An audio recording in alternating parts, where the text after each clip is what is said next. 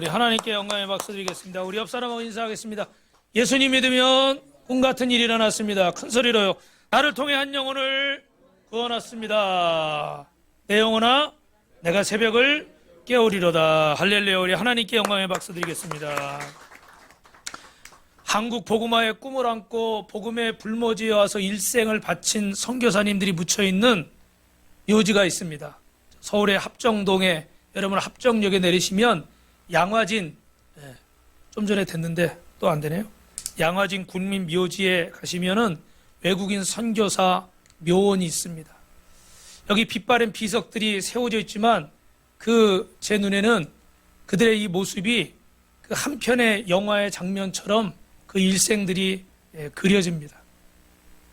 그분들은 아무 조건 없이 자신들의 그 잘 살고 편안했던 그런 높은 어떤 지위에 있었던 사람들, 미래가 보장됐던 사람들이 이 한국 땅에 와서 복음을 전했는데, 우리가 아는 것처럼 100여 년 전에 우리나라는 완전히 미개한 그런 나라였죠. 정말 상투 트신 분도 많았고 한복 입고, 제가 어제 그 빌리그레암 73년도 그 엑스플로 73 있잖아요. 그거를 프랭클린 그레암 그 아들 목사님을 불러서 어제 상암 월드컵 경기장에서 50년 만에 다시, 김장한 목사님이 그 옛날에 통역을 하셨거든요. 그래서 그 집회를 다시 여는데 영상을 보니까 그 옛날 영상들이 나오더라고요. 50년 전에 대부분 우리 어머니들이 오늘 이렇게 고운 옷들 입으셨는데 그때 거의 다 이렇게 그런 한복, 거의 다 그렇게 입으셨더라고요. 그러니까 여러분 100년도 더 된 얘기예요. 우리가 선교 지금 143주년 정도 되는데 얼마나 우리가, 죄송한 말씀이지만, 미개했겠어요. 그런 나라에 와서 이렇게 복음을 전하려고 하니까 너무 핍박과 멸시가 심한 거예요. 그리고 여러분 잘 아시는 그 풍토병이라는 게 있습니다. 지금 우리가 어디 가면, 저희도 우간다에 2019년에 갈 때 말라리아 접종을 했어요. 10년 간다고 그래요. 접종을 안 하면 그 나라에 입국을 안 시켜요. 왜냐하면 우리나라 사람이 가서 병 걸릴 수 있으니까. 근데 그 옛날에 그런 게 제대로 없던 시절이잖아요. 그 젊은 선교사님들이 순교를 하고, 또 특히 어린 자녀들, 우리 사모님들 몸이 약하니까 많은 그 자녀들이 이 땅에 묻혔습니다. 그들은 왜 한국 땅에 목숨을 바쳤을까? 결론만 말씀드리면 만왕의 왕이신 우리 주님이 이 선교사님들을 보냈기 때문인 줄로 믿습니다. 왜 보내셨겠어요? 한국에 복음을 전해라. 복음의 씨를 전해라. 복음의 씨를 뿌려라. 어떻게 열매가 맺힐지 안 먹힐지도 모르지만 길가 같고 돌짝밭 같고 가시덤불과 같은 밭이지만 복음의 씨를 뿌리라는 거예요. 그래서 그분들이 순종해서 왕의 명령을 가지고 이 땅에 왔습니다. 여러분 지금은 이 한국이 부흥 성장했는데 다음 주에는 한번 그 사진을 보여드리고 싶은데, 그때 73년도 익스플로 그 여의도 광장 모래밭 같은 그런 데서 할 때 보니까 완전히 허허벌판이고요. 우리 연세 많으신 분들 혹시 기억하실지 모르지만 완전히 허허벌판에다가 국회의사당 하나 덩그러니 있더라고요. 아무것도 없어요. 그러니까 그 많은 사람이 5일 동안 370만 명이 그곳에 참석했다는데, 그러려니까 여러분 얼마나 땅이 넓어야 돼요. 그 자리밖에 없던 거예요. 서울시에서 그거 메꿔가지고 개발해서 아파트 지려고. 근데 그 허허벌판에 지금 50년 만에 지금 사진을 보니까 어때요? 막 거기 뭐 그 유명한 여의도 무슨 교회도 있고, 그죠? 예. 순복음 교회도 있고, 침례교회도 있고, 장로교회도 있고, 뭐 그 빌딩들 뭐 꽉 찬 거예요. 전 세계에서 여러분이 아시지만 우리나라가 그 50년 동안 이 성장한 것은 전 세계에서 유례를 찾을 수 없다고 그럽니다. 이렇게 급성장한 나라가 없다는 거예요. 여러분 그 땅에 기도가 심겨지고 선교사들의 피와 눈물이 숨겨지고 우리 성도들과 우리 목회자들의 순종이 심겨진 줄로 믿습니다. 그래서 그 사진을 보니까요 너무 감격스러운 거예요. 우리 예진 씨가 거기 어제 갔다 왔는데 그 사진을 보면서 우리가 저렇게 못 살았어요. 저렇게 저 정도였나 싶을 정도로. 그런데 여러분 이 하늘에서 이 땅에 순교의 피를 뿌리는 우리 선교사님들이 저 위에서 바라보시면서 얼마나 기분이 좋으실까. 어제 제가 그 사연이 있어서 대구에 가서 주례를 하고 왔는데 그 아버지 목사님이 저하고 신학교를 같이 다녔어요. 연세는 저보다 좀 많지만 얼마 전에 몇 년 전에 아주 안타깝게 인간적으로 생각하면 너무 좀 인간적으로는 불행한 죽음을 맞이했어요. 참 가족들이 마음을 아파해요. 근데 그 큰딸이 이제 결혼을 하게 돼서 저에게 부탁을 해서 주례를 하게 됐는데 여러분 그 아버지가 딸의 손을 못 잡고 들어갔습니다. 그러나 저 하늘에서 보면서 얼마나 기뻤겠어요. 자신이 직접 그 손을 못 잡는 것은 안타깝지만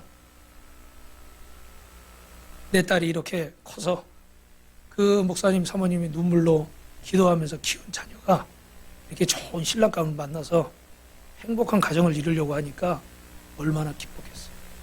우리 선교사님들도 이 땅에 뿌렸던 그 순정과 헌신이 그분들이 보시면서 오늘 이렇게 그분들의 눈물과 순종으로 피로 세워진 이 교회 안에서 예배드리고 있는 저와 여러분을 보면서 선교사님들 얼마나 기쁘겠어요. 할렐루야. 우리 하나님도 기뻐하지만 우리 선교사님들도 기뻐하고 있을 줄 믿습니다. 여 묘지에 묻혀있는 저 선교사님들이 우리를 보면서 그 열매를 거둔 것을 기뻐하는 거예요. 옆에 분하고 인사하십니다. 하나님이 기뻐하십니다. 여러분 그러면 오늘 우리나라의 선교 역사를 좀 돌아보면 예수님이 이 땅에 오시면서 우리는 역사가 나눠집니다. BC와 AD, Before Christ, 그리스도 이전과 After Diminish, 그리스도 이후로 나눠지는 거예요. 그런데 그리스도 이전 BC, 예수님이 오시고 57년 전에 우리나라는 어떤 일이 있었냐면 신라가 세워졌습니다. 예수님이 오시기 37년 전에는 고구려가 세워졌어요. 예수님이 오시기 18년 전에는 백제가 세워졌습니다. 예수님이 오셔서 제자들을 세우시고 땅끝까지 복음을 전하라고 하실 때 우리나라는 어떤 시대였습니까? 고구려, 신라, 백제, 삼국시대였어요. 근데 여러분 그때는 땅끝까지 우리나라까지 복음이 전해지지를 않았어요. 우리나라에 복음이 들어온 것은 1800년이 지나서입니다. 그동안 수많은 사람들이 복음을 듣지 못하고 죽어갔는데 우리나라에 본격적으로 복음이 전해진 것은 143년 전입니다. 처음 이 땅에 발을 내디딘 선교사는 여러분 저 사진에 보시는 얘는 왜 그럴까요? 네, 사진에 보시는 한 번만 넘겨주세요. 사진에 보시는 토마스 선교사예요. 토마스 선교사는 중국에서 한국어가 통한다는 사실을 알고 성경을 가지고 되네요. 성경을 가지고 이렇게 우리나라에 중국어 성경을 가지고 들어왔습니다. 그런데 그때 흥선대원군의 세국정청이나 이런 것 때문에 외교적인 담을 쌓고 있던 때라 이 대동강변에서 한국 땅에 제대로 발을 디디지도 못하고 27살이라는 나이에 순교하게 됐습니다. 배는 불탔고요. 그 대동강변에서 우리 망난이라고 그러잖아요. 목을 베는 그 망난이에게 목베임을 당할 때 그의 목이 떨어질 때 그분이 가지고 왔던 그 성경책도 바닥에 떨어졌겠죠. 그리고 기록에 의하면 그 망난이가 이 성경책을 주어서 어떤 조선인 촌부에게 이렇게 줬던 것 같아요. 제 생각에는 그냥 주지는 않았을 것 같고 종이가 귀하던 시절이라 팔았을 수도 있겠어요. 그런데 그 촌부는 자기 집에 종이가 귀하던 시대니까 어떻게 했을까요? 벽지로 사용을 했어요. 이런 얘기 여러분 들어본 적 있죠, 그죠? 벽에다 탁 벽지를 발랐습니다. 그런데 그 중국어가 거의 또 한자가 많잖아요, 그죠? 그러니까 이 한자를 계속 보다 보니까 어떻게 돼요? 하나님이 세상을 이처럼 사랑하사 독생자를 주셨으니 이런 말씀들을 읽게 되겠죠, 그죠? 그래서 그걸 통해서 예수를 믿게 되고 그러면서 그 집이 한국에서 처음으로 그 가정이 교회가 되는데 그게 뭐냐면 저 널다리 교회예요. 할렐루야. 저거는 이제 많이 이제 크게 세운 것이고 원래는 아주 그냥 작은 그런 초가집 가신 곳인데 저렇게 교회가 세워지게 됩니다. 그리고 이 토마스 선교사를 통해서 성경을 받은 장서퍼의 홍신길이라는 사람이 서가교회를 설립하고 만경대 최지량이라는 사람이 평양교회를 창설했습니다. 여러분 초대교회 교부인 터툴리아는 이런 말을 했어요. 한번 따라합니다. 순교자의 피가 교회에 초석이 된다. 여러분 저를 보시기 바랍니다. 순교자의 피가 교회에 초석이 된 것처럼 오늘 이 자리에 예배하러 오신 여러분의 순종과 기도가 헌신이 주님의 교회에 빛과 소금 교회에 초석이 되는 줄로 믿습니다. 할렐루야. 그래서 우리가 뿌린 눈물이 우리 자녀들의 삶에 초석이 되는 것처럼 우리 가정을 세우게 되는 것처럼 여러분의 믿음의 헌신이 우리 교회를 세우게 되고 하나님의 나라를 이루게 될 줄로 믿습니다. 그래서 이렇게 우리가 새생명 축제를 준비하는 것도 우리가 하지 않으면 누가 하겠어요? 한번 따라합니다. 내가 안 하면 누가 하겠는가? 내 사랑하는 남편을, 내 사랑하는 아내를, 내 사랑하는 자녀와 부모 형제를 내가 복음을 전하지 않으면 누가 하겠어요? 오늘 이 자리에는요, 여러분이 주보해 보신 태신자 명단이 있죠, 그죠? 여러분이 정원의 명단과 제가 여러분들 기도 제목 가운데 가족들 가운데 믿지 않는 분들이 있다고 그래서 거기다 이름을 적어놨습니다. 여러분이 모르는 사람이 더 많겠지만 거기에 적혀있던 이름 중에 오늘 이 자리에 앉아 계신 분들이 4명 정도 돼요. 할렐루야. 이 자리에만 지금만 최근에만 이전부터 따진다면 더 많겠죠, 그죠? 안 될 것 같지만 어떤 어머니는 하늘나라 가시면서까지 그 아들이 주님 앞에 돌아오기를, 어머니, 권사님 원래 교회 안 다녔어요? 아니요, 학생 땐 다녔어요. 그래요? 그럼 기도하시죠. 마지막 가면서 소원이 내 아들이 하나님 믿는 거, 하나님 성전 가는 거. 갱년기 증상이 나오죠. 그래가지고 그 아들이 순종해서 신앙생활을 열심히 하고 있어요. 또 어떤 딸은 어릴 때부터 교회 나왔는데 엄마 아빠가 교회를 안 다니시고, 그래서 항상 보면 기도 제목이 엄마 아빠 교회 같이 오는 거. 그래서 그 이름을 7년을 불렀어요. 그랬더니 그 어머니가 나오시고, 할렐루야. 그 아버지도 제가 여기 카페에서 만났어요. 손을 꼭 붙잡고 꼭 오실 거죠. 브릿지도 했어요. 영접 기도도 했어요. 올 줄로 믿습니다. 아니, 이미 왔을 수도 있어요, 마음은. 여러분이 기도하지 않으면 누가 하겠어요? 나보다 내 사랑하는 사람을 위해서 간절히 기도할 수 있는 자가 누가 있겠어요? 여러분이 하셔야 돼요. 여러분이 하셔야 돼요. 그래서 하나님이 저와 여러분을 먼저 부르신 거예요. 주 예수를 믿으라. 그리하면 너와 네 집이 구원을 얻으리라. 여러분 한 사람을 통해서 여러분의 가정이 구원받는 역사들이 일어날 줄로 믿습니다. 우리나라에 이런 마음을 가지고 복음을 전한 분이 계세요. 내가 안 하면 누가 하겠는가? 본격적으로 우리나라에 이렇게 복음이 들어온 것은 1882년에 한미 수호 조약을 맺고 통상 조약을 맺고 조약 체결 후에 견미 사절단이 미국에 갔습니다. 지금으로 말하면 뭐 방미를 한 거죠, 그죠? 미국을 보러 간 거예요. 근데 그 사절단의 모습을 보고 주님의 음성을 들은 분이 있어요. 그분이 누구냐면 존 프랭클린 가우초 목사예요. 이 목사님이 그때 당시 100년도 더 전에 우리나라 사람들 어떻게 돼요? 막 이렇게 막 가쓰고 상투 들고 갔을 수도 있고 양복 입고 갔을 수도 있는데, 우리는 사실 지금 우리가 아프리카 여러분 보시면서 참 어렵게 살잖아요, 그죠? 우리도 그런 나라였어요. 미전도 종족이었어요. 근데 이 목사님 마음속에 주님이 감동을 주신 거예요. 네가 안 하면 누가 하겠느냐. 그래서 이분이 막 나서서 저 조선에 복음을 전해야 됩니다. 저 조선을 선교해야 됩니다. 그래서 모금을 해서 헌금을 모아서 일본에서 사역하던 맥클레이라는 선교사에게 보내면서 한국을 좀 살펴라. 우리가 직접은 못 가니까 당신이 가까이 있으니까 좀 살펴라. 그래서 선교를 하게 되고, 그래서 여러분이 잘 아시는 고종 황제 때 그 치료할 의사들과 영어를 가르칠 교사들을 보내게 됐는데, 그때 의료 선교사로 우리나라에 온 사람 여러분이 많이 아시는 알렌이라고 하는 선교사예요. 그 알렌이라는 선교사가 민영익이라는 사람을 고치게 되면서 어떻게 됩니까? 그 광해원이 건립이 되죠. 그 광해원이 건립이 되는데 나중에 그게 어떻게 해요? 재중원이라고 드라마로도 나왔어요, 그죠? 예. 그게 참 기적 같은 스토리가 이 안에 있습니다. 이게 나중에 이제 연세 세브란스의 기초가 되는데, 세브란스 병원 기초가 되는데, 그 안에서도 여러 가지 기적들이 많이 일어났어요. 정말로 의료시설이나 약이나 모든 게 부족한 상황에서 하나님이 이 땅에 복음을 전하게 하시려고 그들을 고치시는 역사들을 볼 수가 있습니다. 여러분, 수많은 선교사들이 한국에 들어와서 복음을 전하기 위해 수고하고 순교했는데, 오늘 한 사람을 더 소개하려고 그래요. 아주 가슴 찡한 순교자들이 있는데, 바로 캐나다 글렌비엘 교회에서 선교의 비전을 키워오던 제임스 홀이라는 선교사입니다. 저 왼쪽에 계신 남자분이 제임스 홀 선교사예요. 근데 이분이 그 한국에 조선에 들어오고 싶은데 여의사가 더 필요하다고 존 헤론 선교사가 이야기를 해서, 그때 로제타 선교사님, 그 옆에 계신 분이 로제타 선교사예요. 저분이 먼저 한국에 들어와서 사역하던 가운데 이제 제임스 홀 선교사가 들어옵니다. 그래서 같이 결혼을 해서 이 조선의 많은 병자들, 환자들을 고치고 영혼을 구원하는 거예요.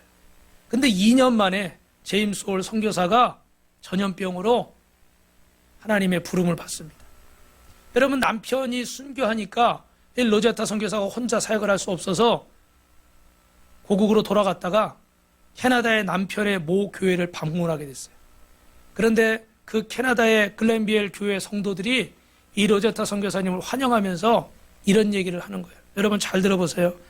로제타 선교사님, 우린 당신의 남편 때문에 조선을 가슴에 품었습니다. 우리는 당신과 함께 사역하고 당신의 자녀들의 미래까지 우리가 책임질 것입니다. 당신 남편은 하늘나라 갔지만 우리는 당신을 끝까지 후원할 거고 당신의 자녀들까지 우리가 책임을 지겠습니다. 저 캐나다 글렌비엘 교회에 좀 사진을 찾으려고 그랬는데 아무리 찾아도 없더라고요. 그래서 사진은 못 보여드리지만 이 교회 성도들의 이 고백이 이 로제타 선교사님 마음을 움직였어요. 그래서 3년 만에 3살 배기 딸 에스더를 안고 한국 땅에 다시 돌아왔어요. 그래서 또 복음을 전하는데 하나님의 뜻은 어디 있는지 그 3살 저 딸 에디스가 주님을 부름을 받게 됩니다. 남편도 있고 딸도 있고. 여러분 어떤 심정이겠어요? 그러나 그녀의 하나님 사랑과 조선 사랑은 멈추질 않았어요. 병원을 세우고 학교를 세우고 85세까지 불사르다가 저 양화진 묘지에 묻혔습니다. 그리고 들어보셨을 거예요. 그 아들 저 앉아있는 셔우트 홀이 선교사가 돼서 98세까지 사역하다가 저 양화진에 묻혔습니다. 할렐루야. 온 가족이 다 드려졌어요. 하나님 앞에 헌신의 제물로 드려졌어요. 여러분 지금은 우리나라가 밤이면 온통 붉은 십자가가 다 뒤덮여 있죠. 골목마다 교회 없는 곳이 없고 길 하나 두고도 맞은편에 또 교회가 있고 어떤 곳에는 상가에 위아래로 또 교회가 있는 것도 있고 그래서 세상 사람들은 교회가 너무 많어 이렇게 말하는 사람들도 있어요. 그러나 이 땅에 들어와서 피와 땀과 눈물을 흘렸던 선교사님들의 이 피가 아니었으면 이런 교회들이 세워지고 저와 여러분이 구원받지 못했을 것입니다. 그분들의 피는 헛되지 않은 줄로 믿습니다. 여러분 이렇게 왕의 명령에 순종했던 이들에 의해서 하나님의 나라가 세워진 거예요. 그래서 오늘 저와 여러분은 주님은 오늘 왜 이 말씀을 저와 여러분에게 듣게 하십니까? 왜 이런 이야기를 듣게 하시고 왜 이런 사진을 보게 하실까요? 너희도 값없이 받았으니 값없이 주라. 할렐루야. 여러분 복음의 증거가 이제 우리 조선에 한국에 바톤이 주어진 줄로 믿습니다. 이 왕의 명령을 순종할 자가 누구일까요? 여러분 이 왕의 명령에 순종하는 자, 이 새생명축제의 날을 통해 한 영혼을 구원하는 자에게 하나님이 복음의 지경을 넓혀주실 줄로 믿습니다. 옆 사람하고 인사합시다. 성도님은 왕의 명령을 전달할 자입니다. 그러면 여러분 어떻게 우리가 왕의 명령을 전달할 것인가? 두 번째입니다. 설교 노트에 우리 왕께서 주시는 명령을 어떻게 수행할 것인가? 교회의 역사는 조금 전에 말씀드린 것처럼 복음을 전하라는 왕의 명령에 순종하는 자들에 의해서 만들어졌습니다. 하나님의 나라는 왕의 명령에 순종할 때 피와 땀과 눈물을 흘리고 내 모든 것을 헌신한 자들을 위해서 나타난 거예요. 지금도 주님은 저와 여러분을 통해서 오늘 마태복음 28장 19절에 뭐라고 말씀하세요? 너희는 가서, 할렐루야, 너희는 가서 이 복음을 전하라는 거예요. 그리고 마가복음 16장 15절에 보면 같이 읽어봅니다. 시작. 또 이르시되 너희는 온 천하에 다니며 만민에게 복음을 전파하라. 할렐루야. 주님은 가라고 말씀하시는 거예요. 지난주에 우리 김혜경 전사님이 몸이 딸이 감기에 걸려서 독감에 걸려서 막 몸도 안 좋고 힘든데 토요일날 비가 왔어요. 그래서 이렇게 또 아이들하고 전도하러 나가는 약속을 했기 때문에 가려고 그래. 제가 걱정이 돼서 전사님 비 오는데 갈 거예요 그랬더니 약속했으니까 가야 되겠대. 근데 제 경험상으로 볼 때는 어때요? 그런 날은 아이들이 없을 것 같아요. 근데 가더라고요. 그러더니 금방 들어왔어요. 코가 쑥 빠져가지고. 왜요? 하나도 안 나타났어요. 근데 또 제가 이렇게 일 보고 이렇게 들어왔는데 보니까 성전에 앉아 있는데 나오는데 보니까 눈이 뻘겋더라고. 울었나 봐요. 울면서 기도했나. 그런데 어제 나갔더니 지난주에 못 만난 애들까지 두 팀을 만난 줄로 믿습니다. 할렐루야. 박수 한번 해주세요. 박수. 이렇게 아이스크림 통에다가 아이스크림 넣어가지고 갔는데 아이스크림 다 줬더라고요. 여러분, 하나님께서 우리가 부족하지만 순종할 때 역사하시는 거예요. 아멘. 여기 자존심 없는 사람이 어디 있고, 창피한 거 없는 사람이 어디 있고, 내 생각 없는 사람이 어디 있고, 내 의지 없는 사람이 어디 있겠어요. 여러분들 이유가 있어요. 그리고 또 친구가 많지 않은 사람들도 있어요. 그죠? 그래서 다 어려운 거예요. 그러나 하고자 하는 자에게 길은 있는 줄로 믿습니다. 제가 엊그저께 그 극동방송을 듣고 있는데요.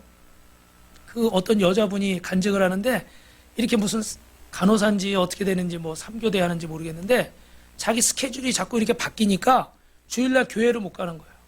그래서 자기가 그냥 힘들어서 일하다 그랬대요. 주님, 저 교회 가고 싶어요. 뭐 심각하게 막 금식하고 기도한 것도 아니고 주님, 저 교회 가고 싶어요. 일하다가. 근데 놀랍게도 그 다음 달 스케줄이 나왔는데 주일날이 전부 다 빠졌어. 할렐루야. 다 교회 갈 수 있게 된 거예요. 할렐루야. 그런데 여러분 들어보세요. 그분이 뭐라고 그러는지 아세요? 자기 너무 놀랐대. 내가 한마디도 안 했는데 내 스케줄을 다 주일날 예배 갈 수 있게 바꿔놓은 거예요. 그런 적이 없었대요. 그런데 그분이 뭐라는지 아세요? 자기가 깨달은 게 있대. 내 마음이 문제구나. 그동안 내가 교회를 못 가면서도 꼭 교회 가야지. 하나님 꼭 교회 가게 해주세요. 그렇게 노력하고 기도했던 적이 별로 없어. 그냥 가면 가고 안 가면 안 가고. 그냥 가야지. 안 드리면 예배 안 드리면 찜찜하니까 가야지 그랬지. 주님 저 꼭 교회 가고 싶어요. 이렇게 기도한 적은 없었다. 근데 하나님이 이 표적을 보여주시면서 나에게 어떻게 돼요? 내 마음이 중요하다. 너에게 정말 나를 사랑하고 이 예배를 사모하는 마음이 있는가를 주님 말씀하시더라. 할렐루야. 옆 사람하고 인사합시다. 개떡같이 얘기해도 찰떡같이 알아들으세요. 나는 이분이 나중 간증이 더 은혜가 되는 거예요. 그죠? 그냥 그러고 끝난 게 아니에요. 교회 가게 됐어요. 그게 아니에요. 주님의 음성을 들어요. 여러분 이 말씀 속에서 내게 말씀하시는 음성을 들어야 돼요. 그래야 우리가 변화되고 우리 신앙이 발전하는 건데 10년을 믿고 20년을 믿고 30년을 믿어도 주님의 음성을 제대로 듣지 못하면 우리는 변하지 않는 거예요. 그래서 예수 믿는 게 지겹고 예수 믿는 게 한심하고 예수 믿는 게 별 볼 일 없는 거예요.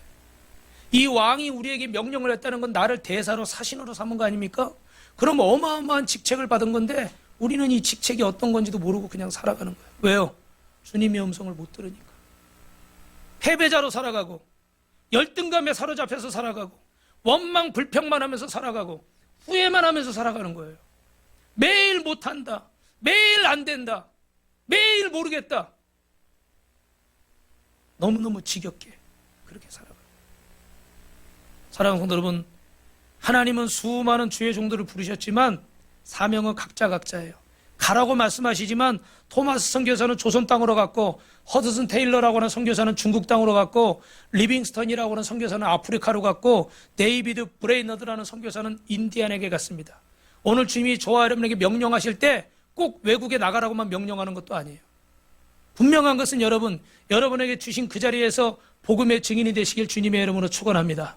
할렐루야. 왕의 명령을 듣는 게 중요한 거예요. 근데 항상 기도하라 그러면 주님 저는 어느 나라로 갈까요? 주님 저는 어디로 갈까요? 그런 기도보다 먼저 해야 될 것은 뭐냐면 주님의 뜻을 구하는 거예요. 내가 나 있는 자리에서 복음의 증인이 되겠다는 거예요. 여러분 왜 그런지 아십니까? 왜 그런지 아십니까? 죄송한 말씀이지만 여러분이 좀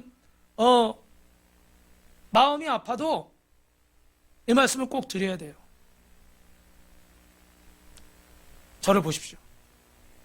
하나님이 말씀하셨는데 한두 발짝도 안 움직이는 사람에게 계속 말씀하신다고 그 사람이 10발짝, 20발짝 움직이겠습니까? 안 움직이죠. 너 있는 자리에서 이 복음에 순종하라는 말씀에 한두 발짝이라도 순종하는 자에게 너는 어디로 가라, 어디로 가라, 10발짝, 20발짝 할 수 있는 걸 말씀하십니다. 이 자리에서 한두 발짝도 움직이지 않는데 어떻게 러시아로 가라, 어떻게 카자흐스탄으로 가라, 어떻게 우간다로 가라, 어떻게 중국으로 가라, 주님이 말씀하실 이유가 없는 거예요. 죄송하지만 그런 사람에게는 어떻게 돼요? 아무리 말씀하셔도 안 움직이고. 순종은 지금 내가 할 수 있는 그 자리에서 작은 것부터 하면 돼요. 할렐루야. 옆 사람하고 인사합시다. 순종은 내가 할 수 있는 것부터. 그러므로 오늘 이 자리에 주님께 순종하는 여러분이 되시기를 주님의 이름으로 축원합니다. 마지막으로 여러분, 이 복음에 순종하려면 우리가 어디로 가든지 무엇을 하든지 제일 중요한 게 있어요. 따라합시다. 성령의 권능으로. 여러분이 아무리 마음에 복음에 대한 마음이 있고 주님 앞에 정말 잘하고 싶은 마음이 있고 신앙생활 열심히 하고 은혜 받고 싶은 마음이 있어도 주님의 성령의 권능이 임하지 않으면 할 수가 없어요. 우리 이 찬양 주님 앞에 드릴까요? 주께서 주신 동산에 땀 흘리며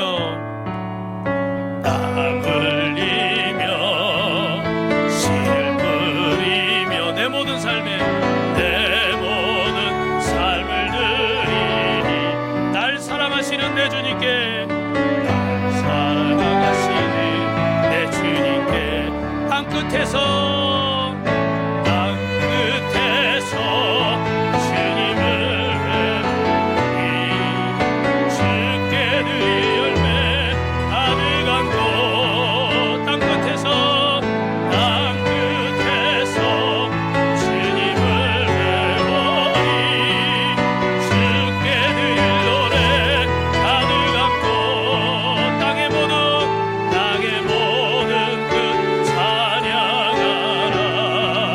찬양하라. 주님 오실 길 예비하라. 땅의 모든 끝에서 주님을 찬양하리. 영광의 주님 곧 오시리라.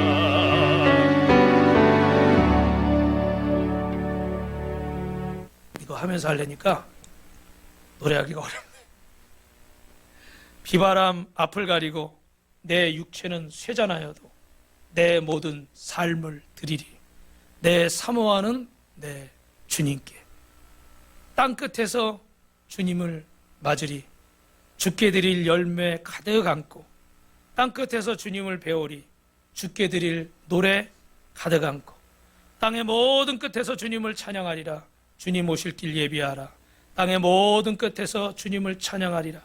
영광의 주님 곧 오시리라. 할렐루야. 여러분, 우리가 복음 전하는 이 명령에 순종할 때 중요한 거 하나가 있습니다. 주님의 권능이 우리에게 임해야 돼요. 그래서 우리가 사도행전 1장 8절에 보니까 같이 읽어봅니다. 시작. 오직 성령의 너희에게 임하시면 너희가 권능을 받고. 할렐루야.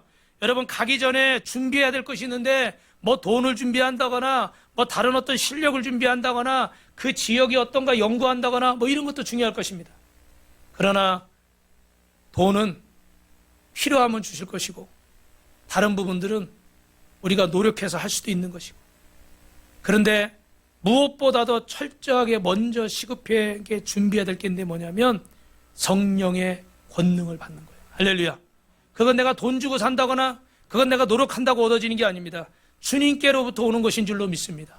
그래서 오늘 우리 교회에도 이렇게 악기로 찬양으로 또 애찬으로 또 이렇게 목장에 또 리더로 또 여러 가지로 이렇게 섬기시는 분들이 계세요.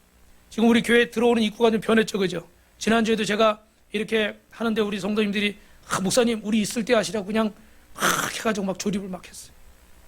지금 아직 정리가 다 안 된 상태인데 이렇게 봉사하고 섬기는 손길들이 있어요. 그런데 사랑하는 성도 여러분, 여러분이 오늘 꼭 기억하셔야 될 게 있습니다. 우리 마음은 다 잘하기를 원해요.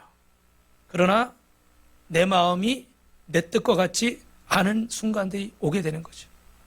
근데 그럴 때 여러분은 뭘로 이겨낼 수 있을 것 같으세요? 여러분의 인내심, 여러분의 인격, 여러분의 성품, 그것도 필요합니다. 그러네 그런 것들로는 끝까지 갈 수가 없어요.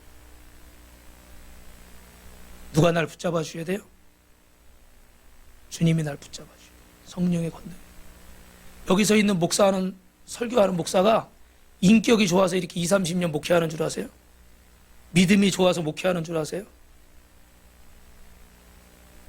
인내심이 많아서 목회하는 줄 아세요?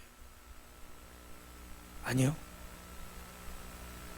저는 제가 볼 때 거시기에 거시기의 뜻은 32,500가지 사전에 보시면 거시기에 저는 제가 오늘 처음 오신 분들은 또 시험에 들 수도 있겠어요.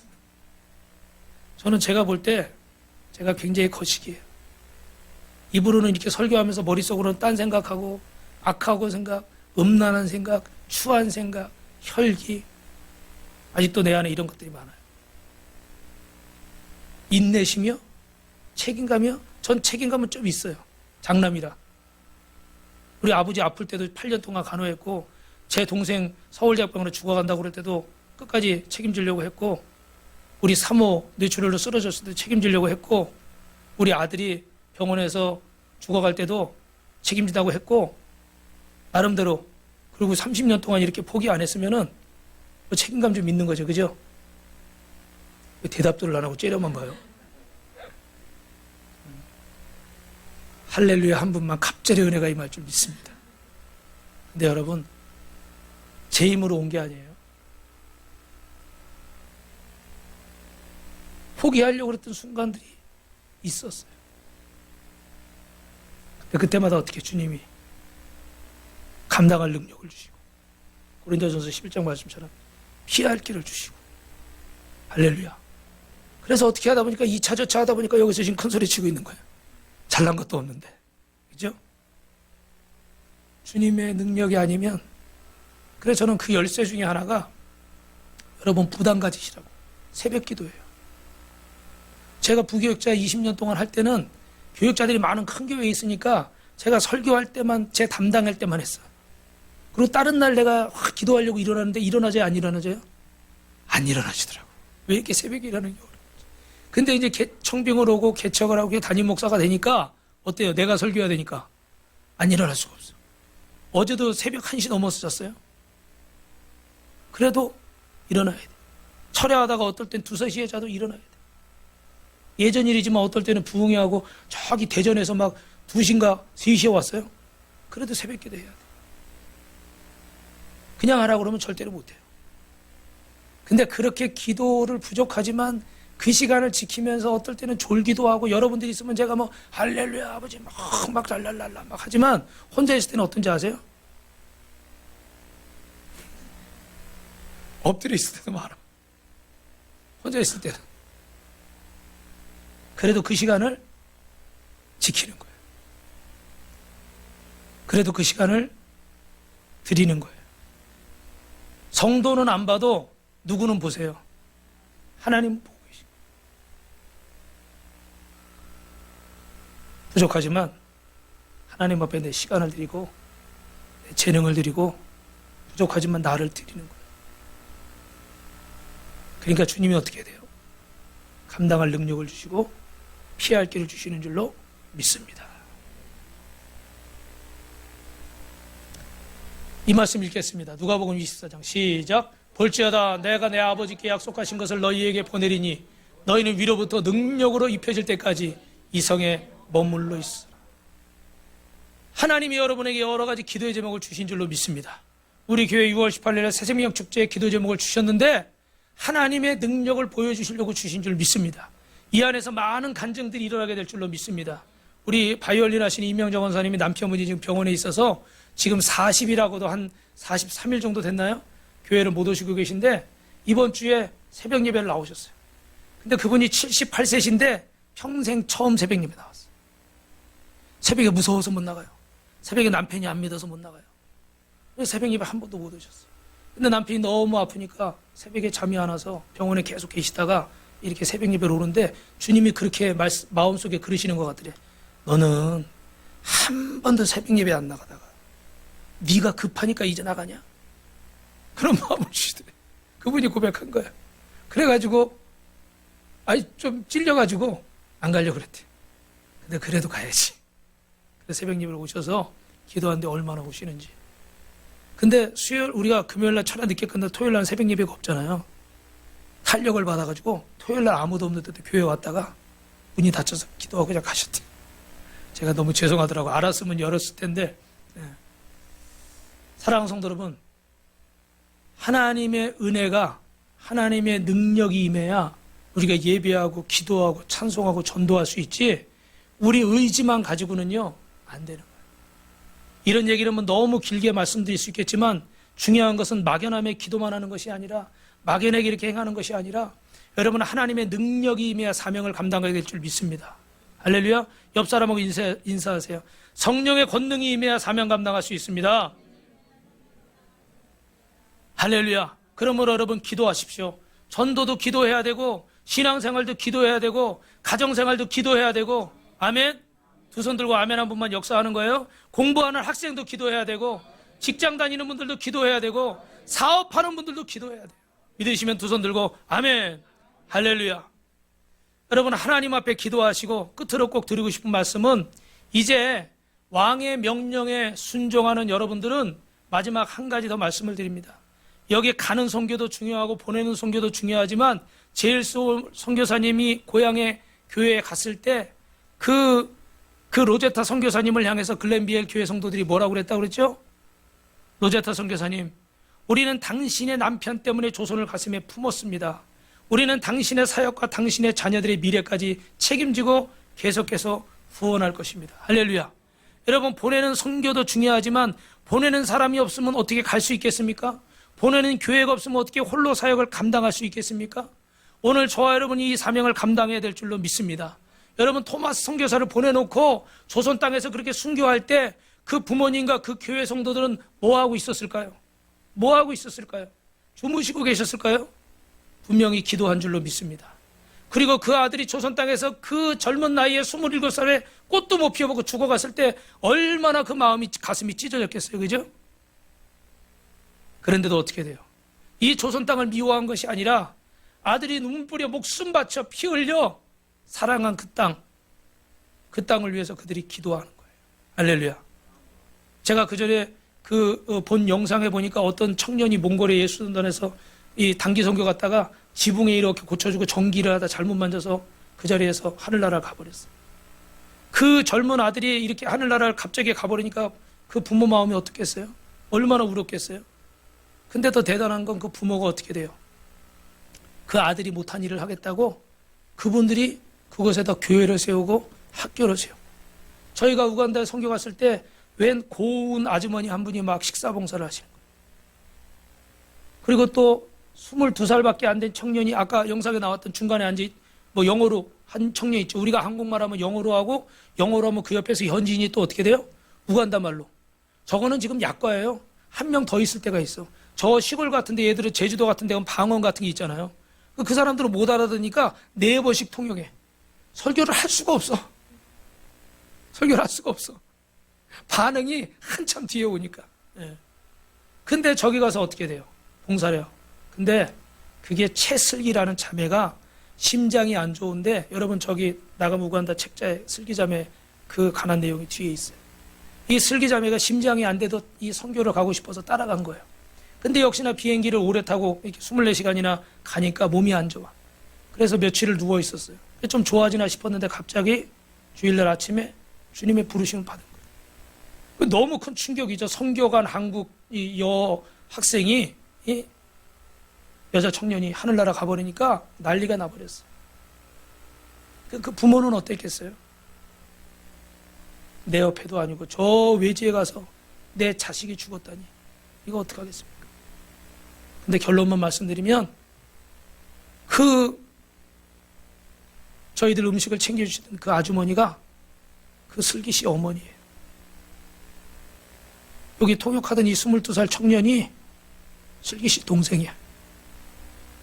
유학하다가 누나가 선교를 위해서 헌신하는데 나도 누나가 못한 일을 도와야 되겠다고 저 우간다에 와서 저렇게 선교를 하고 있어요. 할렐루야. 여러분, 우리 사는데 바빠서 잘 몰라서 그렇지만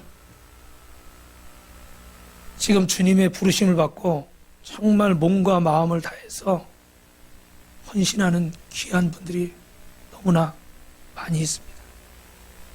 우리는 직접 우리가 우간다에 가고 뭐 직접 어디에 지금 가지 못하더라도 하나님이 우리에게 이렇게 작은 기회를 주셨을 때 한 발짝씩만이라도 움직이십시오. 한 발짝. 그러면 주님이 또 한 발짝 갈 수 있는 길을 여실 거고, 방법을 보여주실 거고, 지혜를 주실 거고, 환경을 주실 거예요. 제가 오늘 우리 필립시, 미국에 있는 우리 필립시 자랑을 하나 하려고 그러는데, 우리 사모님한테 들었어요. 그 교회 부목사님하고 사모님이 그 청년부를 하면서 우리 필립을 잘 챙겨줬는데, 그 사모님이 이렇게 차가 사고가 나가지고, 이렇게 다쳐가지고, 그런데 이 전도사님, 이 부목사님이 애들이 셋인가 넷인데 얘네를 챙겨야 되잖아요. 근데 뭐 할 수 있는 게 없대요. 그래서 뭐 걱정을 하더래요. 그런데 어떻게 가가지고 이렇게 그 극장에 갔나요? 막 갔다가 이렇게 만났대.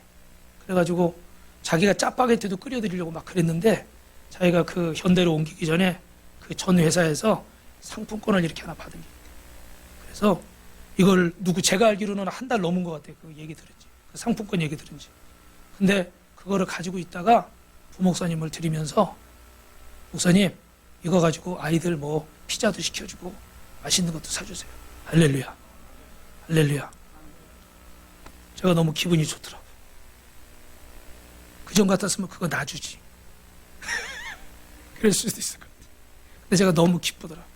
우리 아들이 많이 컸다. 많이 컸어. 이제 심을 줄도 알고. 할렐루야. 여러분 오해하지 마세요. 물질만 심으라고 말씀드리는 게 아니에요. 여러분의 시간을 심으시고 기도를 심으시고 재능을 심으십시오.